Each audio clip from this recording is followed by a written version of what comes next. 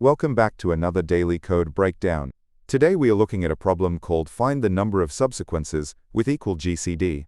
Here is the problem page, but as always, there's a lot of text here, so let's just break it down together visually. We are given a list of integers, which we will just call our numbers array. Our goal is to pluck out numbers from this array to create two separate lists. Let's call them sequence 1 and sequence 2, but they have to follow a strict set of rules. First, they are subsequences. This just means we can skip elements in the original list, but we can't shuffle their order around. Second, the two sequences must be disjoint.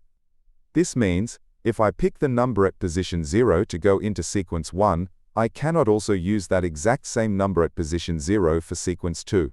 Every number goes to one, the other, or neither. Third, and this is the main puzzle, the greatest common divisor, or GCD, of all the numbers in sequence 1 must perfectly match the GCD of the numbers in sequence 2. Finally, neither sequence is allowed to be completely empty. Before we dive into how to solve this, if you have any questions about the rules or the setup, please drop a comment down below. I always try to answer them as quick as I can.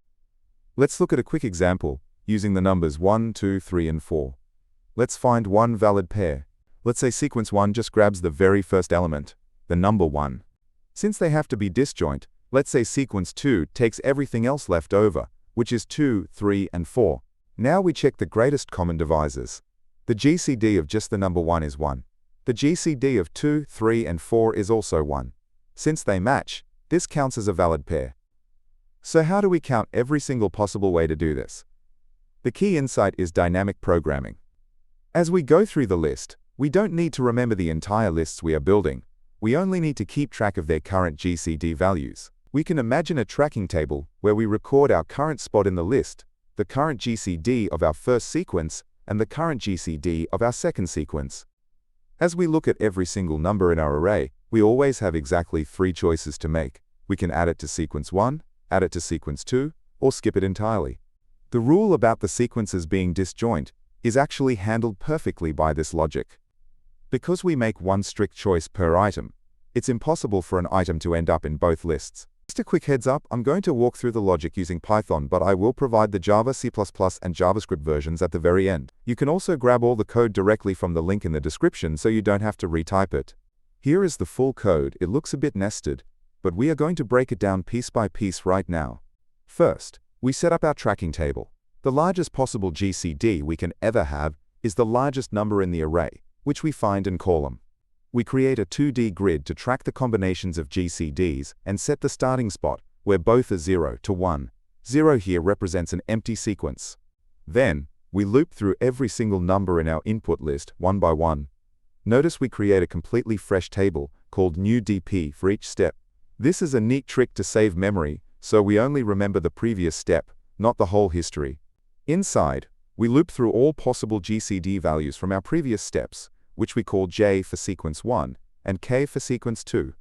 If there's no way to reach a certain combination, we just skip it. Here is where those 3 choices happen. We take the combinations from the previous step and distribute them. We can skip the number so the GCDs stay exactly the same. We can add it to sequence 1, which updates its GCD, or we can add it to sequence 2, which updates its GCD. We add the old ways to the new ways and keep it in bounds with modulo. Once we have processed all choices for the current number, we simply override our old tracking table with the new one and move on to the next number in the list. Now, there's a sneaky edge case here. What if a sequence is completely empty? We've been using 0 to represent an empty sequence this whole time. To make sure we don't count any empty sequences, at the very end, we only sum up the pairs where the GCD of sequence 1 equals the GCD of sequence 2, starting from 1 instead of 0. Then we return our final answer. Let's talk complexity.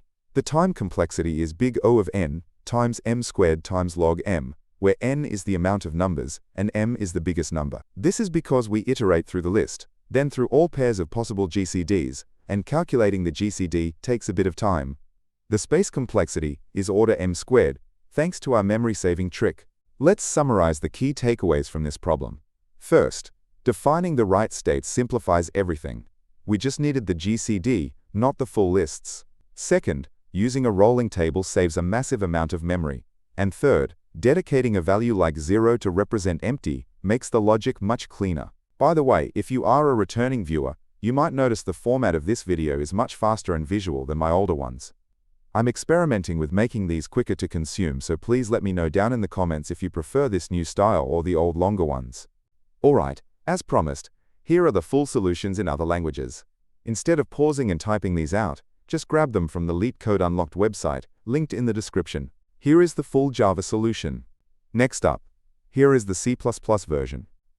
And finally, the JavaScript code. Before you go, I want to mention I have another channel called Leetcode Unlocked. My mission is to eventually document a clear solution for literally every single Leetcode problem ever made. Check it out if you want to study problems beyond just the daily ones. Just a reminder on why this channel exists. Yes, this voice is generated by AI. I built an automated system for myself to generate these visual guides the second a problem drops, so I can learn faster. And I upload them here completely free of ads or sponsorships in case they help you too. If you want to help support the channel and my goal to cover every problem, you can donate at buymeaboba.com/leetcodedaily. Please make sure to like, subscribe, and hit the bell so you can keep your daily streak alive. Keep coding, and I'll catch you tomorrow.